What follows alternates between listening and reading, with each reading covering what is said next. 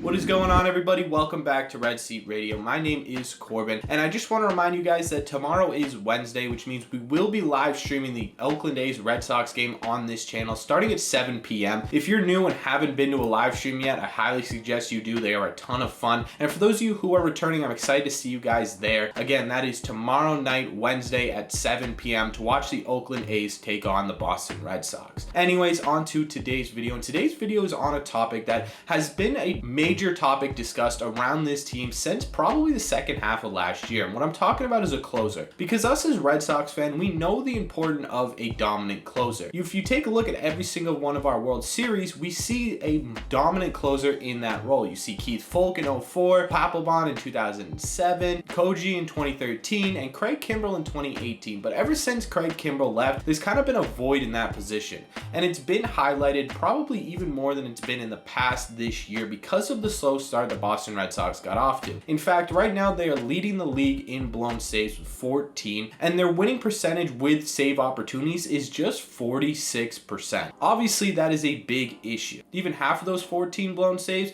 we'd be in second place in this division right now. Well, two new players have emerged and have been given opportunities on this team to close games recently, and that's what we're going to talk about today. We're going to talk about who those two players are. We're going to talk about whether or not I think they're a good fit for the closer role. I want you guys to let me know if you think they're a good fit for the closer role. And then at the end of it all, I'm going to give you who I think out of these two should be the closer. And I want you guys to let me know as well. But obviously, do me a favor and make sure you guys listen to the entire video before making your decision, because there's a lot of facts in here that I don't know if everybody knows. But before we get into that, do me a favor, make sure you guys have hit that subscribe button if you haven't already. If you're new here, one, we talk Red Sox content every single day, but two, we're only 250 subscribers away from 1,500, and let's see if we can get there by the end of June. Also, make sure you guys are hitting the like button on these videos, and if you want to do me a huge favor, share with a friend who loves the Red Sox as much as you do. Thank you all very much for clicking on this one. Let's get into it. Like I said, over this past road trip, two key players have emerged to close out games for the Red Sox. And it's been sort of a trend that people are starting to pick up on. And the two people I'm talking about are Matt Strahm and Tanner Houck. We're going to start with Tanner Houck because in my opinion, this is a more interesting case. And the reason it's a more interesting case is because Tanner Houck has essentially made his way through every single position on this staff. He's been a starter, he's been a long reliever piggybacking off of Rich Hill, he's been a middle reliever eating up innings, he's been a setup guy, and now he's taking on the closer role. He got two opportunities in Seattle and he cashed in on both of them. And statistically, Tanner Houck actually seems like a pretty decent fit for this closer role. If you take a look at his surface level ERA, it's not exactly jumping off the page at you. Right now it's sitting at 3.38. But again, that is something that probably was inflated a little bit because of the fact that he was bouncing all over the place. Now, it's not exactly an ERA that you'd like to see for a closer role, so let me focus in on another one. Since going to the bullpen, if you subtract the runs that he gave up in that Angels game, he has a .93 ERA. Does that remind you of somebody? Because it should. Garrett Whitlock also had a .9 ERA in the bullpen for the Red Sox. Remember how nails he was. On top of that, Tanner Houck's ERA plus is at 1.25, even with the inflated ERA. That means he's 25% better than the average pitcher in the MLB. Another key statistic I want to talk about is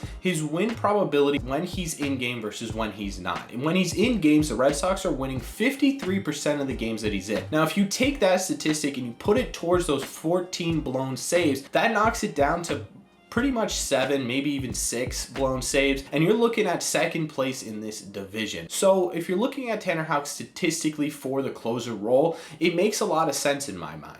But statistics aren't the only thing you have to look at when you're talking about a closer, because in my opinion, the closer role for a team is a much different position than any other position on the entire team. It's all about mentality. You could have the best statistics in the world, but if you crumble under pressure, if you cannot stay cool, calm, and collected in big moments, in big innings, you're not going to be an effective closer. And that's something that I think Tanner Houck excels in. One of the things that I always remembered from Jonathan Papelbon was an interview he did a while ago where he talked about the fact that he knew he could get people out. It was just a matter of how he was going to get them out that he had to focus on. And Tanner Houck, in my opinion, has that same sort of mentality. He knows he has the stuff to get guys out, get ground balls, do whatever it takes to get outs. It's just a matter of figuring out how he does. And on top of that, he's always calm, cool, and collected. I don't think I've ever seen him show any sort of emotion on the mound ever, to be honest with you. So in my opinion, Tanner Houck has the statistics and he has the mentality. But obviously I could be wrong, so let's talk about the other candidate on this team, Matt Stroman. Matt Stroman was one of the only 2 pickups for the bullpen this offseason, and he has been a huge surprise. I don't think anyone expected him to be as good as he is this year, and he's quickly become the most reliable reliever in this Red Sox bullpen. Now again, if you take a look at surface level ERA, and that's it, it's not exactly going to jump out of the page at you. It's sitting at 4.0 ERA, which isn't exactly fantastic and probably not something you want every day out of your closer, but if you take a look at some of his other statistics, it might point towards being a better fit. One of the statistics I'm talking about is FIP. If you don't know what FIP is, FIP, it's essentially the statistic of ERA, but you take out all of the field. No position players on the field, just Matt Stroman, the batter and the catcher, and that is sitting at 1.64. That's the best of his career, and it's a pretty staggering number. He does have a lower ERA plus at 107, means only 7% better statistically than every other pitcher in the MLB, but his Ks per 9 are pretty high, sitting above 9 at 10.5. which is a pretty good statistic when you're talking about a closer, right? You want a guy who can get swings and misses. As for his mentality, I think it's pretty similar to Tanner Houck. He definitely shows more emotion on the field, but at the same time, it's really hard to rattle Matt Stroman. Even in the toughest situations, he's pretty calm. You know, there was a game that I remember specifically where the bases were loaded. He had a 3-2 count and he ended up punching the guy's ticket. And yes, he celebrated, got emotional on the field, but during that at bat, you could not tell that he had the game on the line. And that's a big thing. All in all, in my opinion, when you compare the two, I like Tanner Houck. And the reason I like Tanner Houck is because of his potential. We talked about his super low ERA. We talked about how he's 25% better than the rest of the league. But the main thing for me with Tanner Houck is that he's young. He has the ability to be molded, created, turned into a bigger and better closer. On top of that, the fact that he remains cool, calm, and collected during anything, regardless of whether it's the first out or the last out, he's going to approach you the same way. He knows how to get guys out, and he doesn't care if it's the first batter or the last batter in a game. So in my opinion, I love the idea of Tanner Houck as a closer, as a nails guy in this bullpen. But I want your opinions. After I talk to you about all the statistics, which one, if any, do you think should be the closer for the Boston Red Sox? Let me know all your thoughts on this closer position down below. As always, if you've made it to the end of this video, do me a favor, make sure you guys have hit that subscribe button if you haven't already. Like I said,